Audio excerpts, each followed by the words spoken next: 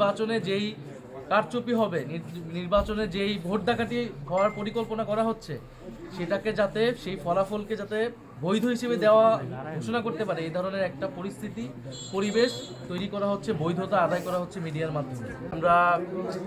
এর আগে বিভিন্ন সময় দেখেছি যে বিশেষত কয়েকটি মিডিয়া রয়েছে, তারা জুলাই গণ অভ্যুত্থানের নেতাকর্মীর নামে কোনো কিছু পেলেই সেটা সত্য মিথ্যা যাচাই না করে সেটা মিডিয়া ঢালাওভাবে প্রচার করে এবং সামনে নির্বাচনকে সামনে রেখে এটা কিন্তু একটা পরিকল্পিত একটা চক্রান্ত হচ্ছে। জুলাই গণ অভ্যুত্থানের নেতাকর্মীদেরকে সারা দেশে চাঁদাবাজ দুর্নীতিবাজ হিসেবে চিত্রিত করার জন্যই এই ধরনের মিডিয়া দ্বারা পরিকল্পনা করা হচ্ছে এবং এটা কিন্তু বাংলাদেশের জনগণ জানে 5ই আগস্টের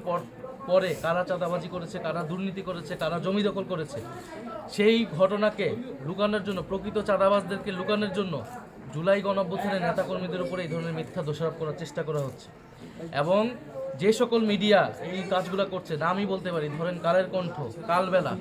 এই ধরনের মিডিয়া হাউসগুলো থেকে জুলাই গণ অভ্যুত্থানের এনসিপি নেতাকর্মীদের বিরুদ্ধে ক্রমাগত অপপ্রচার চলছে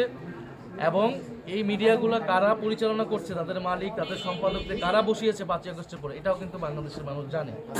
ফলে আমরা সামনে নির্বাচনকে ঘিরে যদি দেখি যে মিডিয়া নিরপেক্ষ অবস্থান না নেয়,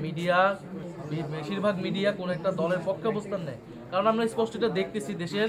বড় দুইটি মিডিয়া হাউসের সম্পাদক তারা একটি দলের মঞ্চে উঠে বক্তৃতা দিচ্ছে, একটা দল বিজয়ী হবে সেই ধরনের প্রচারণা করছে, একটা মিথ্যা জরিপ ছেড়ে এক ধরনের পরিস্থিতি তৈরি করা হচ্ছে যে নির্বাচনে যেই কারচুপি হবে, নির্বাচনে যেই ভোট ডাকাতি হওয়ার পরিকল্পনা করা হচ্ছে, সেটাকে যাতে সেই ফলাফলকে যাতে বৈধ হিসেবে দেওয়া ঘোষণা করতে পারে, এই ধরনের একটা পরিস্থিতি পরিবেশ তৈরি করা হচ্ছে, বৈধতা আদায় করা হচ্ছে মিডিয়ার মাধ্যমে এবং সেক্ষেত্রে টার্গেট করা হচ্ছে যারা গণ অভ্যুত্থানে অংশ নিয়েছিল সেই সকল ছাত্রনেতাদের, সেই সকল মানুষদেরকে। আমরা স্পষ্টভাবে বলতে চাই, এই ধরনের পরিকল্পনা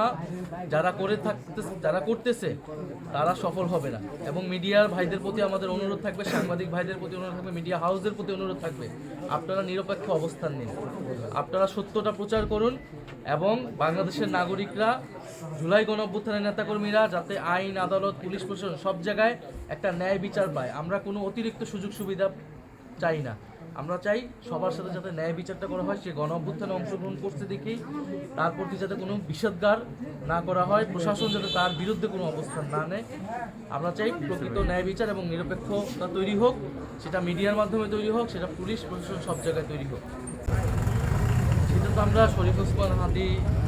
মৃত্যু ঘটনা, সেটাতে স্পষ্ট দেখেছি যে তার গ্রুপের মধ্যে অনুপ্রবেশ করেছিল আওয়ামী লীগের লোকেরা। বলে এই ধরনের পরিকল্পনা প্রচেষ্টা কিন্তু আছে, সেই জায়গায় আমরা সর্বোচ্চ সতর্কতা অবলম্বন করছি এবং সারা দেশে আমাদের যারা নেতাকর্মী রয়েছে এবং শুধু এনসিপি নয়, এটা আসলে সব দলই আমরা মনে করি এই ধরনের অনুপ্রবেশ চলতে পারে, এই ধরনের অনুপ্রবেশ করে পরিস্থিতিকে ভিন্ন খাতে নেওয়ার চেষ্টা হয়ে থাকবে। সেজন্য যাতে সব দল, সব নেতারাই যাতে এটা সতর্ক হবে।